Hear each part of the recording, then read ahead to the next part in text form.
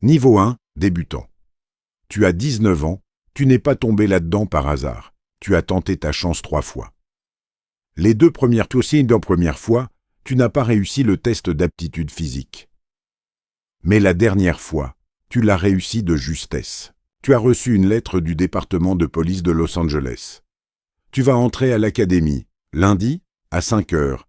Pas de négociation, pas de report, à l'heure pile et à l'endroit prévu.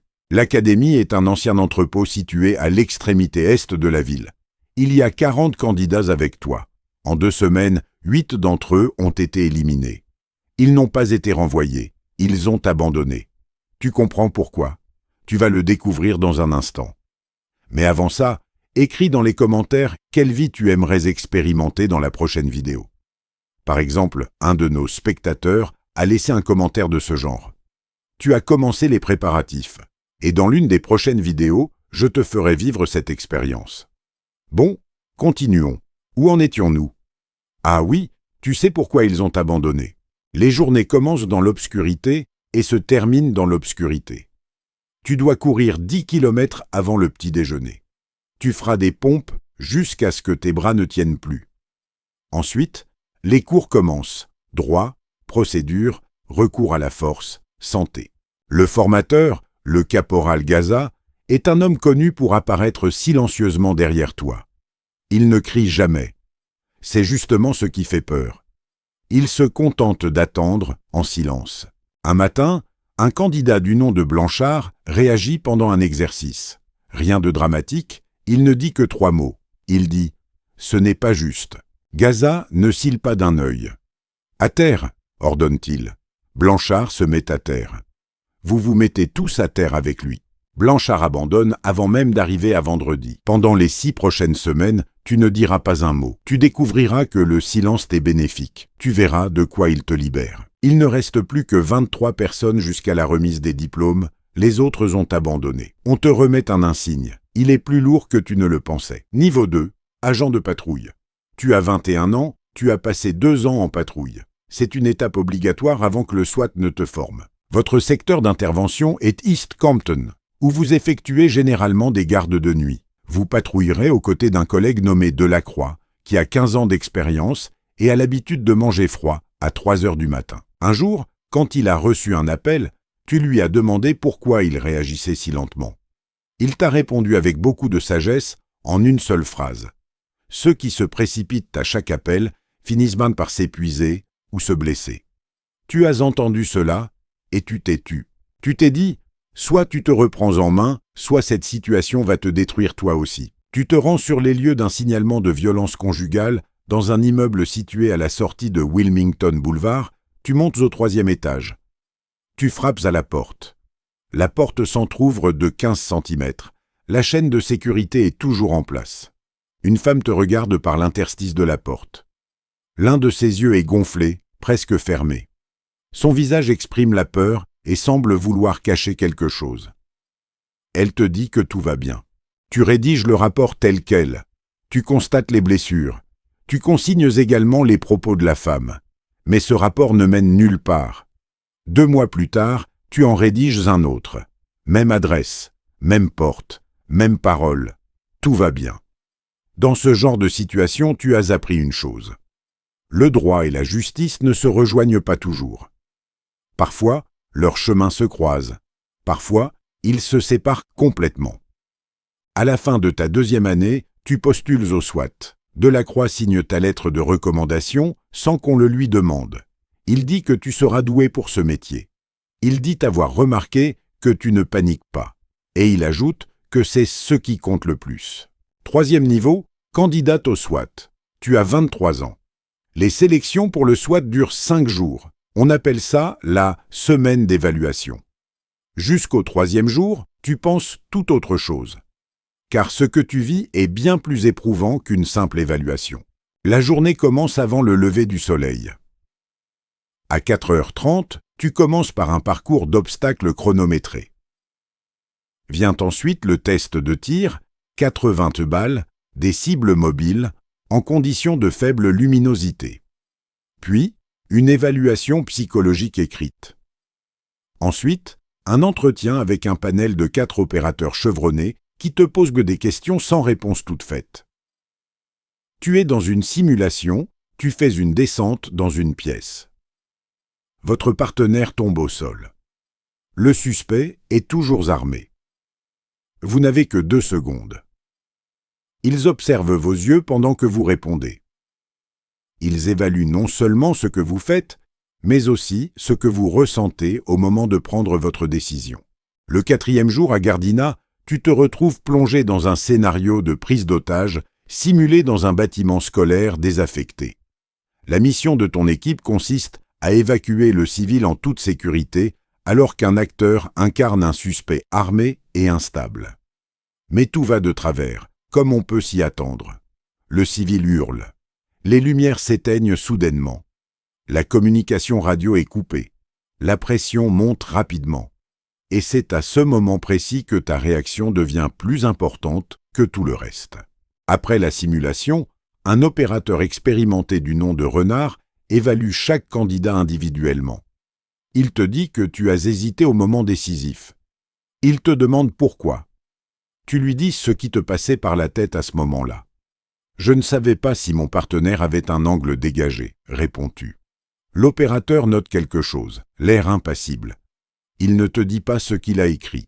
Sur 62 candidats, 11 sont sélectionnés. Tu es l'un d'entre eux, tu ne fais pas la fête, car toute la semaine, on t'a répété la même chose. C'est la partie la plus facile. 4e niveau, opérateur. Tu es stagiaire, tu as 24 ans et tu as 18 mois de stage devant toi. Tu fais partie de l'équipe, mais tu n'en fais pas vraiment partie. Pas encore.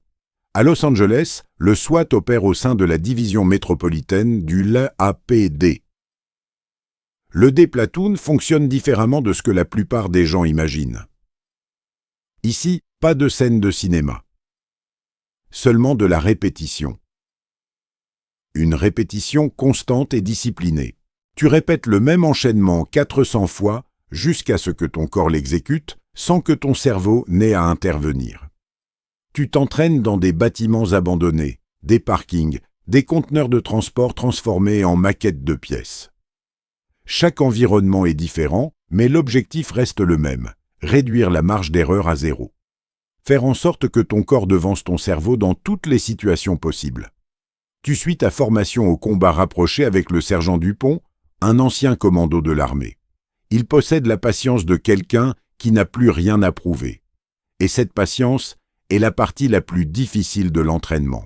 Ta première véritable intervention est une situation de barricade. À Venise, un homme s'est enfermé dans une chambre de motel avec un fusil. Tu prends position à l'angle est du bâtiment. Tu attends pendant 4 heures. Le temps s'étire, la tension monte peu à peu. Le négociateur intervient et finit par convaincre l'homme. Tu ne tires pas un seul coup de feu. Certains des nouveaux sont déçus, ça se voit clairement sur leur visage. Ce n'est pas ce à quoi ils s'attendaient. Mais toi, ce n'est pas ton cas. Renard t'avait dit un jour, lors des sélections, « Une intervention du SWAT où il ne se passe rien, c'est une intervention parfaite. » À l'époque, tu n'avais pas tout à fait compris, mais maintenant, tu commences à saisir ce qu'il voulait dire. Jusqu'au 14e mois, la supervision dont tu fais l'objet s'allège progressivement. À la fin du 18e mois, ton stage touche à sa fin.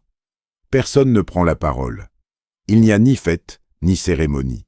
Dupont te fait un signe de tête depuis l'autre bout de la salle de briefing. Il ne dit pas un mot. Mais cela suffit amplement. 5e niveau, opérateur à part entière. Tu as 26 ans. Tu es désormais officiellement membre à part entière de l'équipe SWAT. Tu es opérateur. Tu as participé à 31 interventions. Sur le terrain, tu n'as tiré qu'à 2 reprises. Le métier n'est pas comme on le voit à la télévision. C'est plus calme, plus long et la plupart du temps, bien plus banal. Ces missions requièrent des milliers d'heures d'entraînement. Tu descends des toits à la corde, tu obtiens un certificat pour l'ouverture de portes à l'explosif et les missions de recherche sous-marine ainsi que les opérations de vision nocturne sont sans cesse répétées. Tu suis également une formation médicale. Tu apprends des gestes vitaux tels que la pose d'un garrot, l'utilisation d'un bandage thoracique et la ponction de décompression. Avec le temps, tu deviens expert dans tous ces domaines. Un appel arrive de Boyle Heights. Un tireur actif s'est introduit dans une école primaire. L'appel est reçu à 11h14.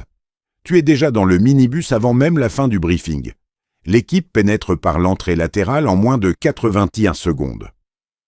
Le bâtiment a déjà été évacué. Le tireur s'est barricadé dans le local de rangement à côté du gymnase. Tu tiens le couloir. Le négociateur travaille depuis 40 minutes. Le silence s'éternise.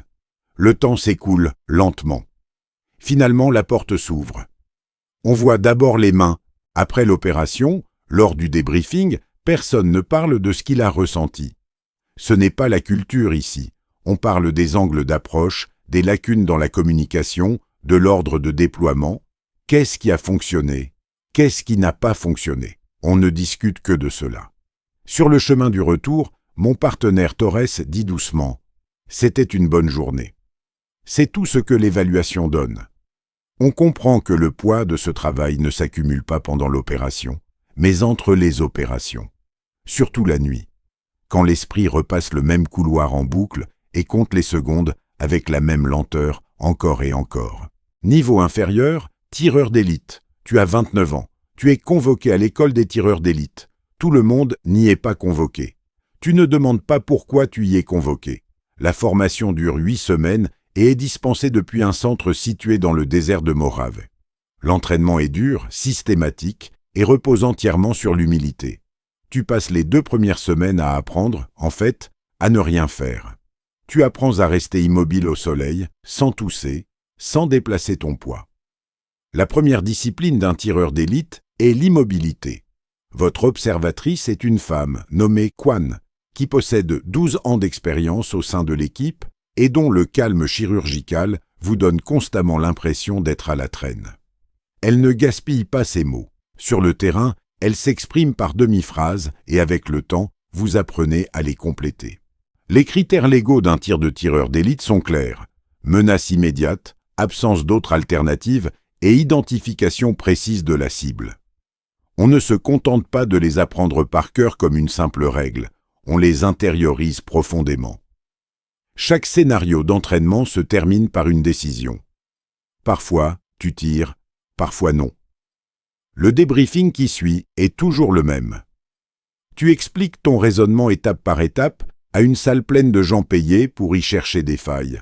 En tant que tireur d'élite, ta première mission sur le terrain est une affaire d'enlèvement à Enino.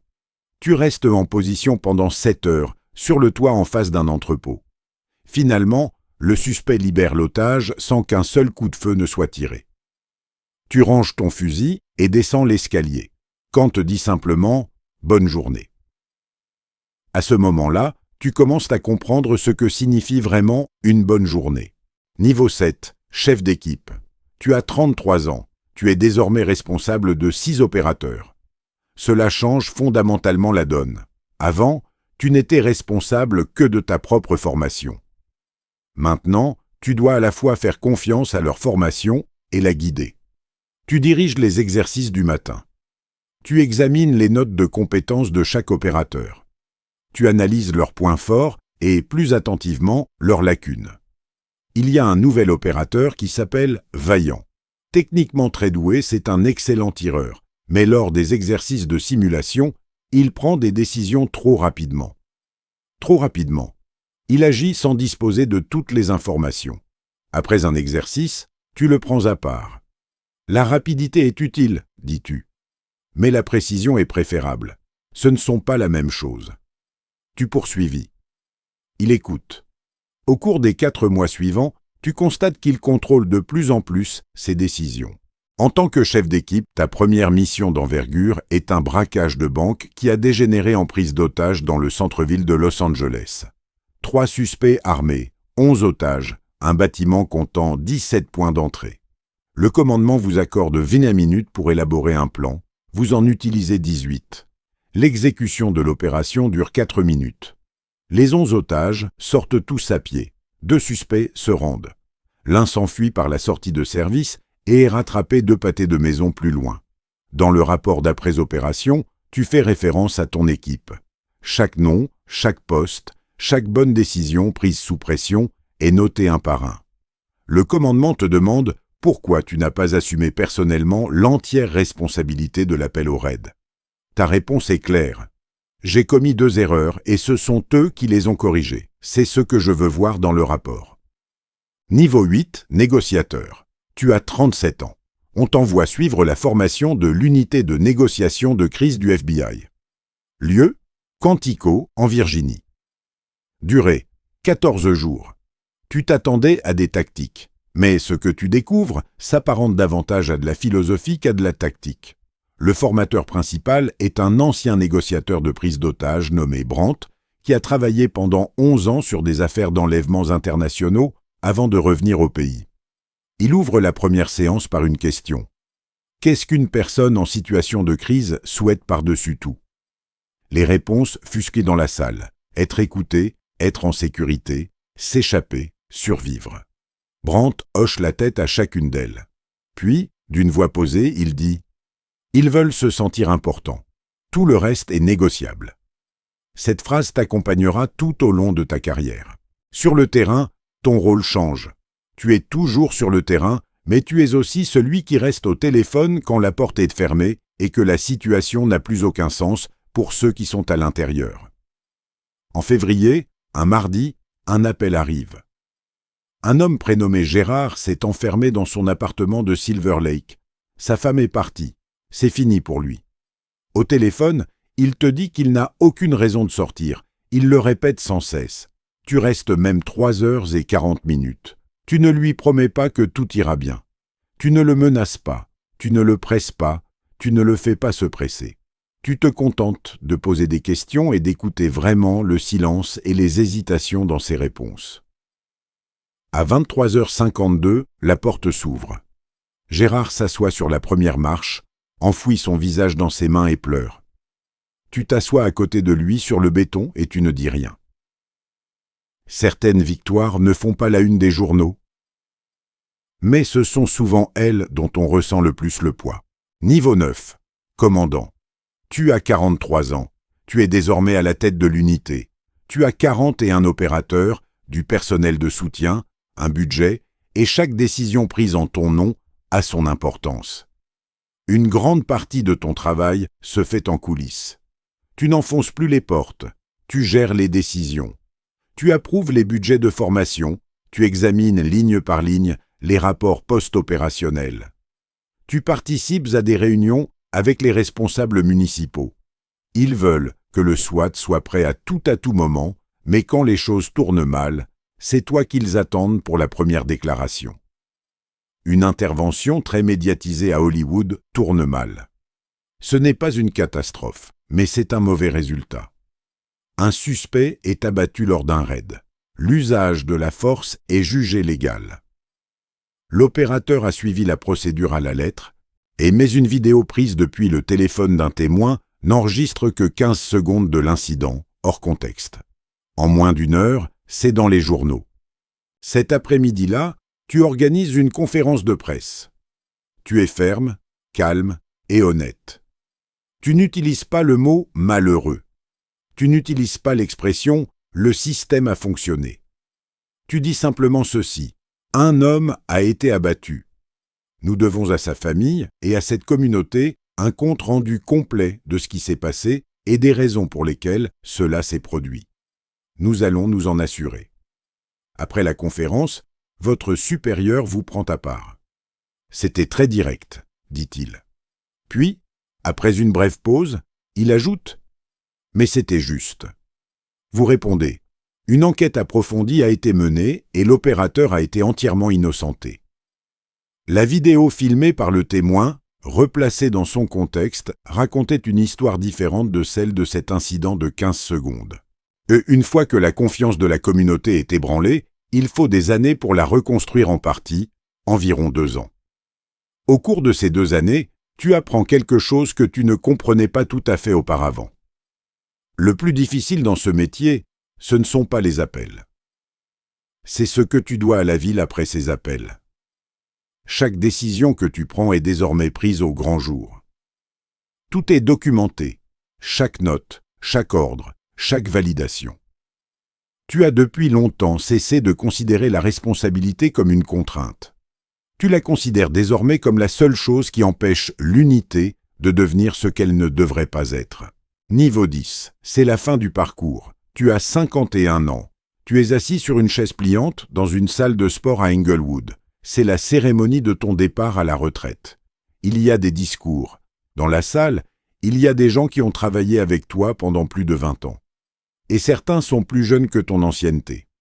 L'un d'eux lit une liste d'opérations, sauvetage d'otages, déblocage de barricades, vie sauvée.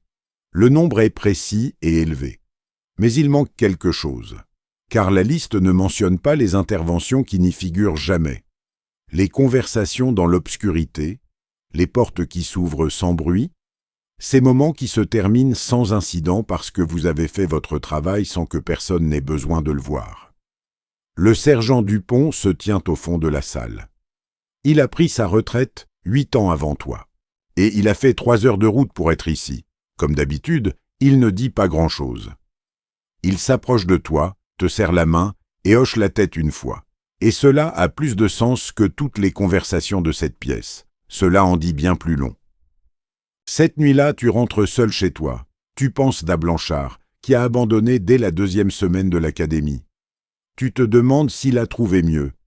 Tu te souviens de Gérard, assis sur les marches du perron à Silver Lake, dans le froid. Tu n'as jamais su ce qu'il était devenu après cette nuit-là. Tu espères que sa vie s'est améliorée depuis là où elle a repris. Tu penses au caméraman que tu as innocenté lors de l'incident à Hollywood, et à cette jeune femme, Chemin, qui est venue à ton bureau 2 jours après les faits pour te demander si tu avais bien fait. Tu lui avais répondu que tu avais appliqué ta formation et que celle-ci était juste. C'est ce qui se rapproche le plus de la certitude dans ce métier. À 3 heures du matin, tu penses à Delacroix qui, en mangeant un tamal froid, t'a dit de te recentrer. Tu n'y es pas toujours parvenu, mais tu as essayé. La maison est silencieuse. Tu restes assis dans le noir pendant un moment. Tu as passé 32 ans à apprendre quand agir vite, quand attendre, quand parler, quand te taire, quand passer à l'action et quand avoir confiance que ne rien faire, c'est quand même faire quelque chose. Quand tu as commencé, personne ne t'avait dit que ça finirait dans un tel silence. Mais maintenant, tu comprends. Le silence a toujours été le but ultime.